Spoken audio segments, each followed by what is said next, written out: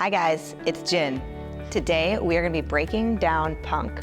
A lot of the subcultures associated with punk rock can get really muddled together. It can be a little bit confusing.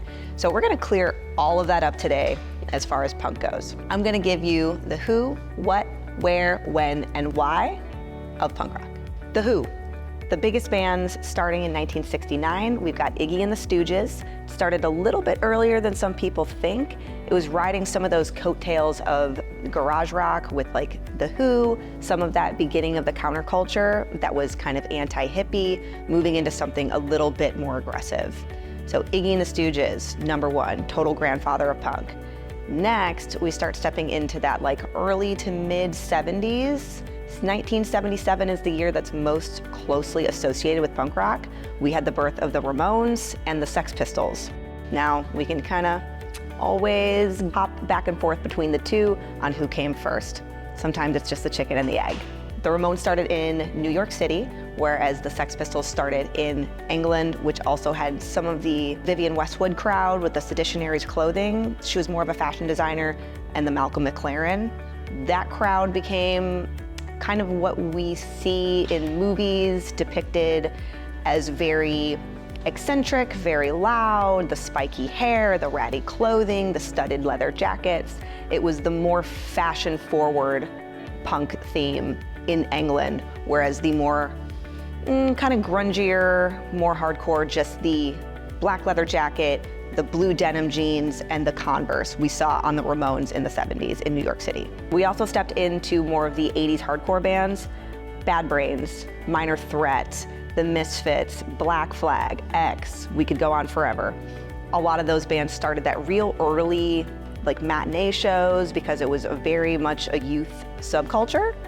So we saw a lot of that happening in DC in the early 80s, which spawned that hardcore era, which was much faster, much more aggressive. Sometimes you can't understand the lyrics. That sound was birthed in the 80s, mostly in DC, with a lot happening in California as well. The what? What is punk? Punk is anti-authoritarian, anti-corporate, anti-consumerism, a lot of anti-things. It is kind of just moving against mainstream and what we are all kind of expected to do and paving your own path with a very strong DIY ethos. The DIY ethos, we can see a lot of that in the clothing as well. So this is my vest, I made it. It's my favorite one I ever made. I have many, but this is the best one in my opinion. It's all hand studded, all hand painted, all hand sewn. I painted that myself. And then that was just like an old zipper that I thought would look cool across the top. It's all just whatever you like and whatever you deem punk. That's up to you. We talked about the where in DC. I think DC and New York were some of the most important points for the birth of punk. California got it a little bit later, but England was also the second biggest. I'm more of a Ramones girl, as I've said, so I like to think it started in New York City in the US. When, touched a little bit on the when, which was 1977, and that was just the beginning. It's come into so many different definitions, so many different forms, so many different kinds of musical expression, especially lately with these like TikTok, SoundCloud rappers. They've got the face tattoos, they're very, very anti-corporate. They share a lot of those same ideals as punk rockers, and I kind of love that homogeny of music as it's grown and matured into something that's just keeps rolling into something even newer and something fun. And the why, what spawned punk to begin?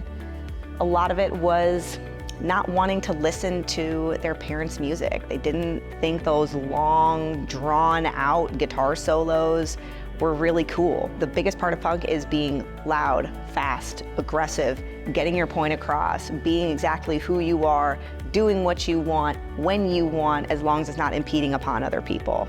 All of these elements that go into what punk is has been such a huge part of my life for such a long time. I embody all of it every day. I love the DIY ethos, I love the music, I love the community, and I love that if I see someone walking down the street with a studded leather vest, I'm like, that's my guy, that's my person. Punk has always been a huge part of my life, and I don't think it ever won't be.